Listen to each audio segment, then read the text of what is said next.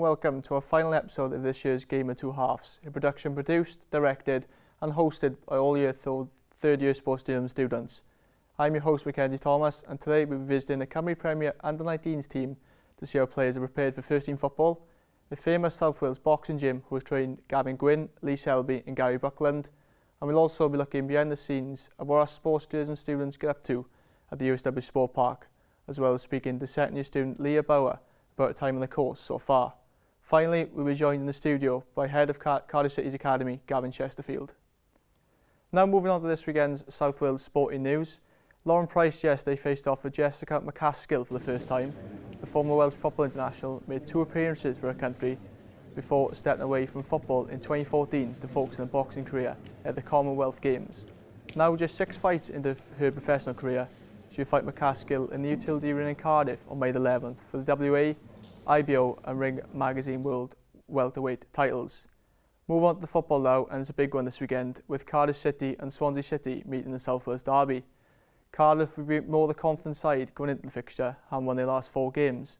Manager Gerald Bullitt spoke about his side's confidence being back after a late turnaround against Ipswich Town last weekend. They'll be handed further boosts as well with Aaron Ramsey back in training this week and captain Joe Rolls signed a 1-year contract extension. Swansea manager Luke Williams has insisted his side are not in the danger of dropping the relegation scrap despite only being 5 points above the drop zone. His side were last defeated by Bristol City in the weekend, with Williams stating after the game that his side cannot wait for the South Wales derby, a feeling that may not be shared by the Swans fan base. First up in the episode, we speak to second year student Leah Bauer. Leah is one of 2 girls on the sports journalism course here at USW, and she spoke about experiences at university so far. I'm Leah Bauer. I am a second year sports journalist here at USW. I decided to join this course because I'm from Pembrokeshire and I wanted to go to university relatively close to where I live back home.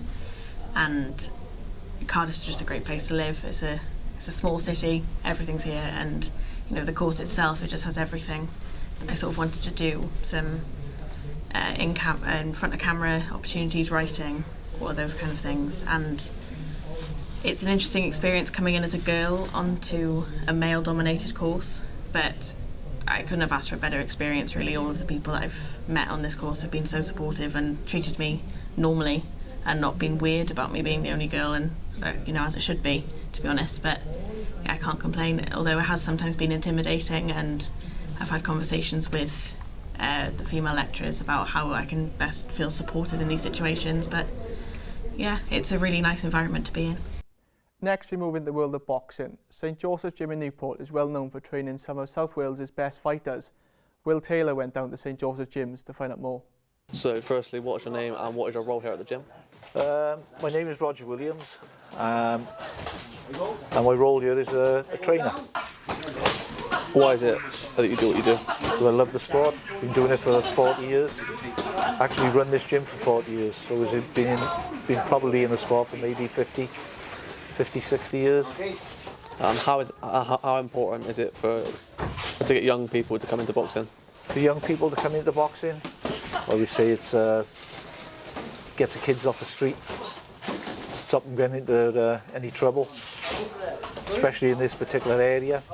We're in one of the worst areas in Newport, Hill. I would say that's one of the reasons. You mentioned a little bit there, but how important is it to the community? There's not many people that don't know St Joseph's Boxing Gym. You know, it was established back in the 70s. I've been here since the early 80s.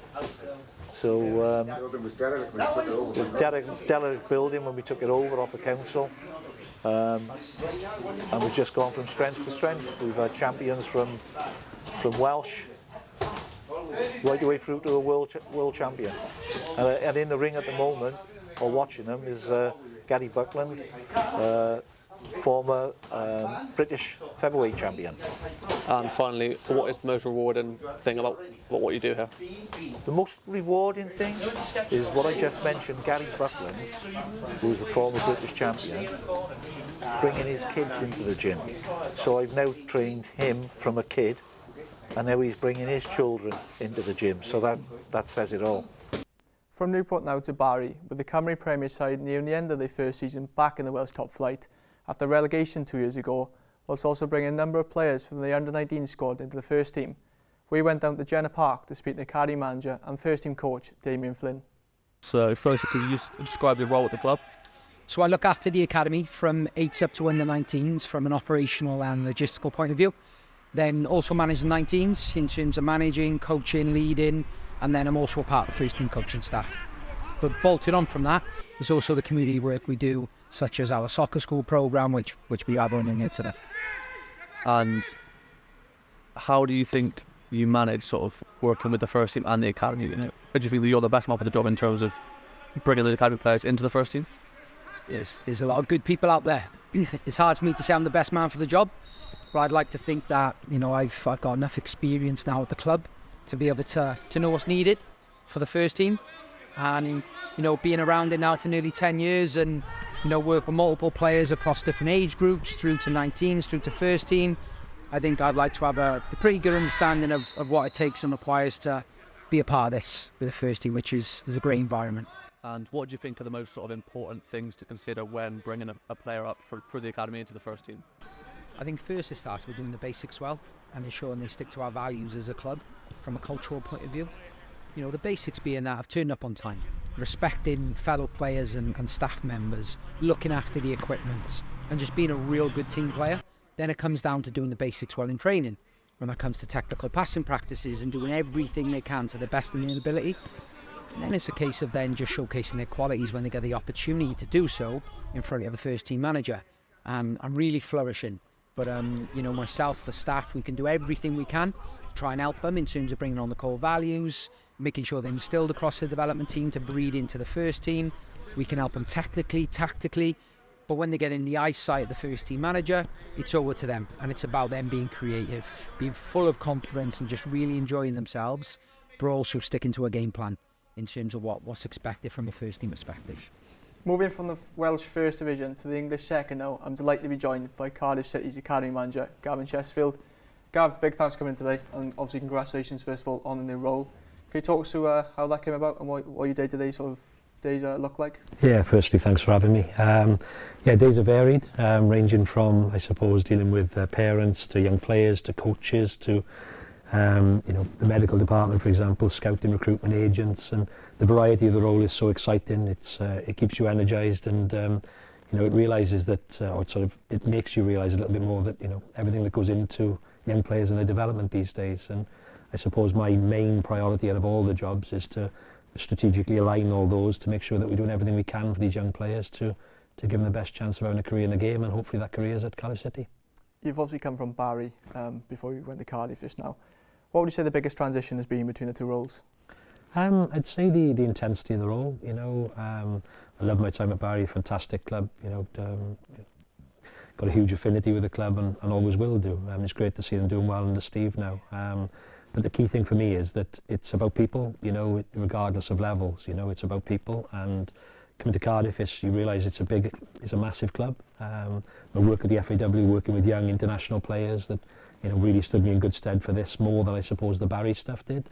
But the Barry stuff really allowed me, I suppose, to understand, all the key stakeholders involved in the environment. And I think both, if you like, give me a sort of good footing, if you like, to get to this stage and try and make an impact. Big thing for the academy this year has been the Nathaniel MG Cup, obviously a chance for youngsters to make that step up to first team football. How big is that for the club? Yeah, big. I was speaking to my equivalent down at Swansea the other day, and we were talking about the value of the competition. There's many values beyond the player development aspect. The jump from the 21s into senior first team environments is obviously quite a big one, and ultimately that's what we're trying to prepare people to do. So those experiences are vital, but also I think that there was huge sort of community benefits as well. We'd prefer to almost play away from home. We engage with different people, some of our supporters that are heavily involved in their community clubs as well, and just gives our boys a level of realism. There's also a level of humility involved.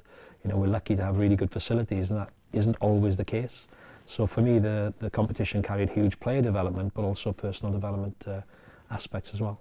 As an academy manager, what sort of traits you look in players in terms of they stand out compared to others?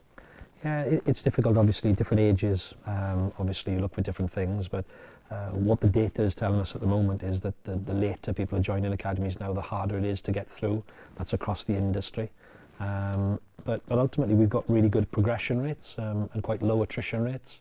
And we're a coaching model, so we're not really an acquisition model where we go and buy players. We're a coaching model, so therefore we believe in getting them young and really developing them and belief in our coaching approach. And thankfully over the years the guys have done a good job there.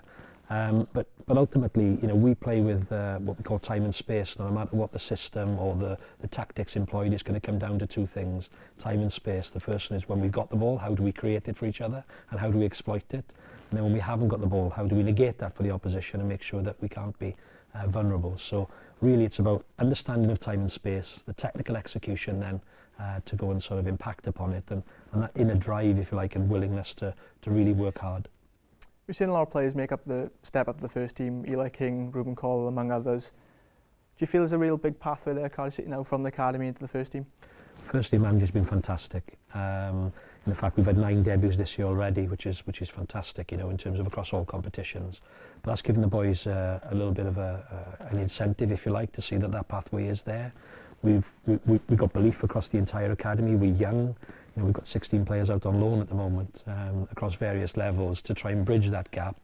And ultimately, all we're trying to do is sort of make that pathway really explicit. It's, the club invests significant sums in the academy, and with that comes huge responsibility.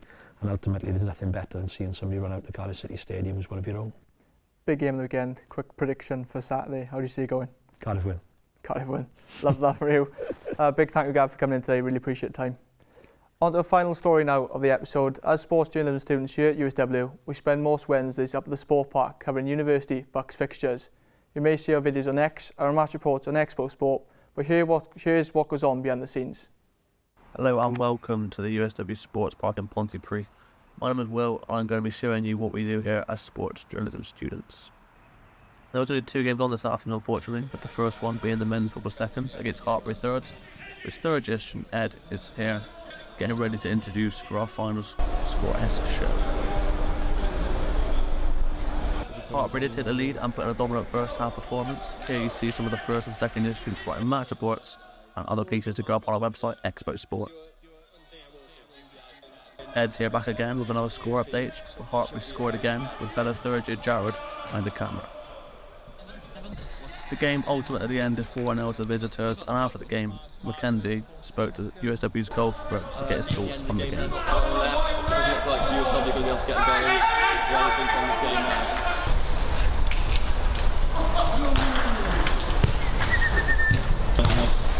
Then bring him in. No, substitute. Good that was substitute. We'll start talking about it now and then bring him in. USW seconds here, it's 1-1. Like to be joined by the goalkeeper, James.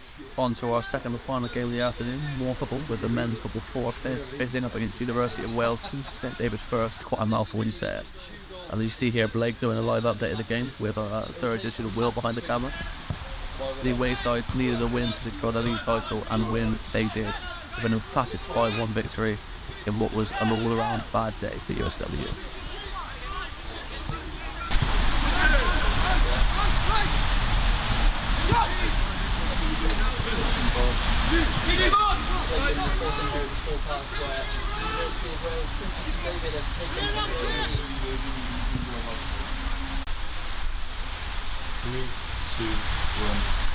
First year student Sam actually played in the game, and he spoke to third year student James after the game and reflected on what was a tough performance. And that is a wrap for the day. Thank you very much for joining me, and we'll see you again soon. This is the final episode of this year's series of A Game in Two Halves. Our third year sports journalism students have worked tirelessly hard behind the scenes to bring you everything you've seen over the last week. We hope you've enjoyed the content and the end product were all of our hard work. Here are some of our favourite bits. Hello and welcome to A Game in Two Halves, a production brought to you by USW sports journalism students. In this episode, we will hear about the growth of women's football in Wales. We'll be hearing from the manager of Myrtle Town. We'll be looking into how coaching and development has been for South Wales. It's a fast-paced, full-contact sport. You just got your mind focused on the game, forget about everything else, get that pass in, get that goal in, get the tackle. 2, 3, all together, go. So we are South Wales Storm, the ultimate frisbee club. I'm Matt, I'm 19 and I'm a second year sports journalism student. My name's Callum Ellis. I was one of the first ever to graduate. Reporting on Octopus, also known as underwater hockey. It's where you're really fighting to come up. I think the culture of frisbee is quite unique. To get Andy's Man Club in Merthyr was to save just that one person. You know, there's the old adage in football, there's no friends in football. This is Gethley Gaeleg Park, which is home to Ystrad Rhondda RFC. Obviously heavily involved with the first team on match days and trainings, warm-ups and pop. You're joined in the studio by Craig Reddy. Now I'm delighted to be joined in the studio alongside James Maley from the Cardiff City Ladies. James, thanks for coming in today. Joined by second year student Yaslin Thomas to talk about his time on the court. Now joining me in the studio is BBC and freelance presenter Gabrielle Chu. Gabriella, hello, how are you? Here is a look at what you can expect to see next week. Continuing with USW, we are now going to hear from Sam Hancock, who is a graduate of the sports journalism course. He spoke to Connor Green. We now move on to our final story. Sports journalism graduate David Jones has worked with Cardiff City women for the past 3 seasons. Thank you very much for your time, that's a lovely insight. Now let's head to South Wales Storm, one of the 3 ultimate frisbee teams in the country. We're flying the flag for South Wales, or for Wales as a whole. Even just playing a sport in a wheelchair gives you a new outlook on. I'm now back, April 13th, fighting on the Jordan Gill vs South Barra card in Manchester, ready to steal the show. Never give up, I think, is the one thing, and always work hard.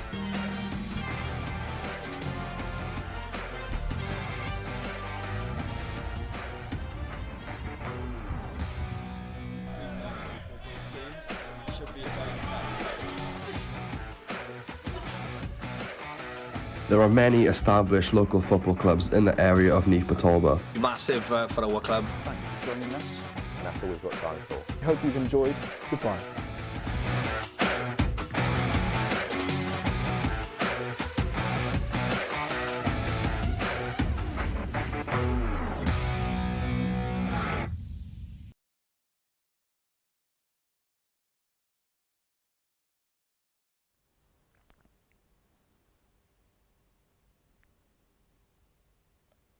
As one of our students, Marcus Williams, demonstrated today, there's been shaky moments, but we got there in the end.